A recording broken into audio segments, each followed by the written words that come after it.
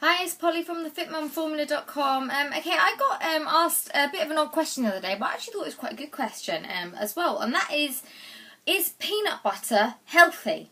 Now, the reason peanut butter has got a bit of a bad rap in the past is because sometimes you can associate it with things like those Reese's peanut butter cups and peanut butter treats, and that's a little bit unfair because that's not just peanut butter, that's peanut butter within a chocolatey, sugary, non-nutritious treat. So that's a bit of an unfair way to judge peanut butter.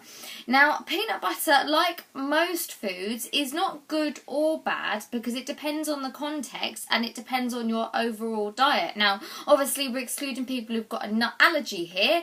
For those people, quite clearly peanut butter is a very, very bad idea. But for the rest of us, is it a good or a bad idea? Well, one thing you've got to bear in mind with peanut butter, for any nut butter, is that nuts are very high in calorie. That's not necessarily a bad thing unless it contributes to too many calories over the course of your day or your week.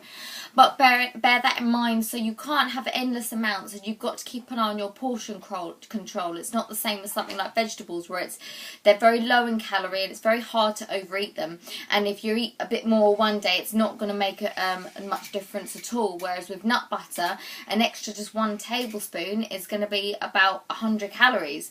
And that's an actual tablespoon, whereas most people will serve out what they think is a tablespoon, and it's a good heaped tablespoon, which could be probably more like 3 tablespoons, technically speaking. So that's just one thing to bear in mind with peanut butter. Okay, it's very high in fat. Now, fat is not bad for you. We know that myth has been debunked now. Fat doesn't kill you. Fat doesn't give you heart disease, all that kind of thing. But one thing we do need to be mindful of is our omega-3 to omega-6 ratio. Now, it's the ratio of omega-3 to 6 oils that we have in our diet that matters. So the more omega-6s you get in your diet, the more omega-3s you're going to need. Now, a lot of nuts, and peanuts included, are very high in omega-6s. So the more omega-6s you're going to eat, the more omega-3s you're going to need to counterbalance that. Now, the best source of omega-3s is fish oils. You can also get them in flax seeds and chia seeds and hemp seeds. However, it's not so well absorbed by the body. It has to be converted into the wrong type to the right type, to keep it simple, and it doesn't convert at a very good rate, which means you have to eat a bucket load of flax seeds to get the same amount of omega-3 oils. There are some in them, but you just need to eat quite a lot. If you're following a vegan diet, for example, you have to eat quite a lot of these kind of vegan omega-3 oils to get the same amount as you would have to eat fish.